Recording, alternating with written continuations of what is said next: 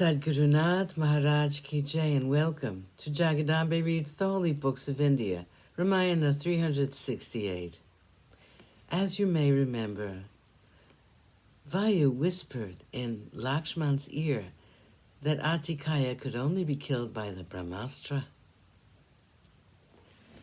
Lakshman listened to his advice.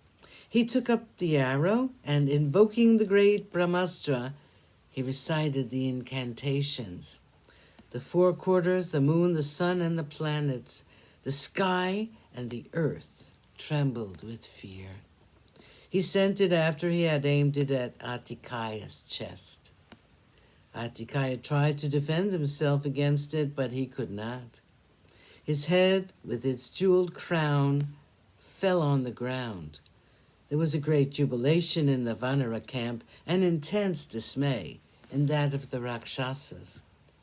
25. Indrajit. News reached Ravana that the entire army with the young stalwarts was wiped out. They were all dead, the heroes who had set out with so much enthusiasm and so much assurance. Ravana was angry with the Koshal brothers, and at the same time he was extremely worried. Much against his wish, he had to admit that they were enemies to be reckoned with. He thought great fighters like Dhumraksha, Akampana, Prahasta, and Kumbhakarna have been killed. They were heroes of no mean order, and they have all been annihilated by these men and monkeys.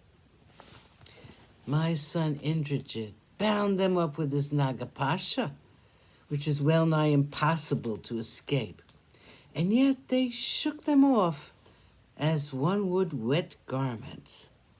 All my men have been vanquished by these brothers and their army. I wonder if there is any truth in the words which was spoken to me once about Rama, that he is Narayana himself, born on the earth.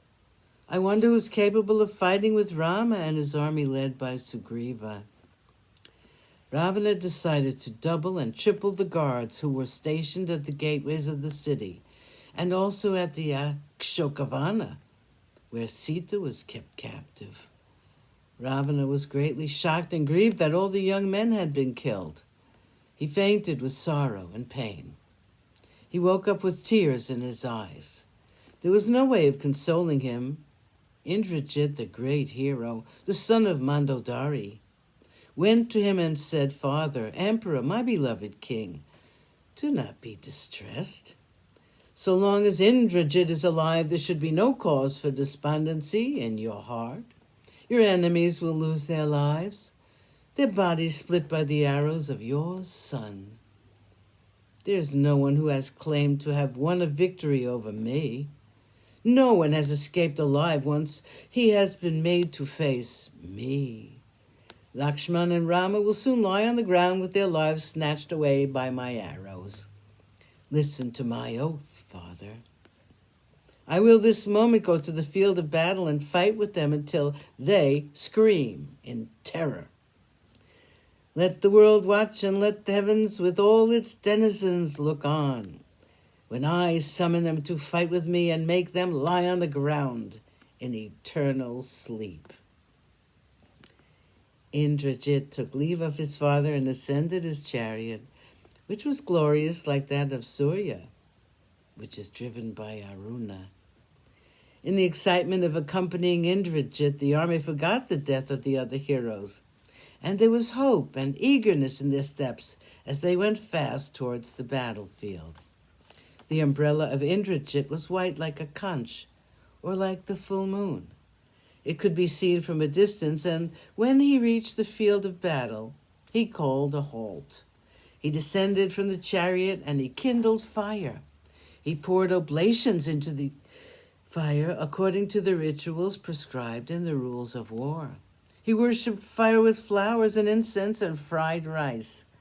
He performed sacrifices, and the fire which burned without smoke surrounding it indicated that he would succeed in his enterprise. Sadhgurunath Maharaj Ki Jai. Thank you for coming. I hope you come again.